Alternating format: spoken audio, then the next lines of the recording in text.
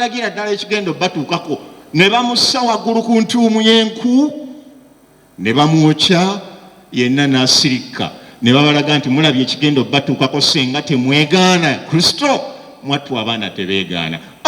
Ne beeyongerayo paka e Nakiyanja ne babasiba ku muti, omuti ogwo ndaaza abazadde ne babasiba okwo nga bwe bakyaba enku nga bwe bakola omuliro gwonna ne beediima kosa abasajja munaagisima kobo tetugisime, abange munaagisima tetugisime. Olutalo lw'eddiini ne lukola ki? Ne lubalukawo ne luba lw'amaanyi nnyo. Mwanga ne bamuggyako era awo Katikkiro Mukasa we yattirwa mu lutalo awo. Musajja wattu n'afa.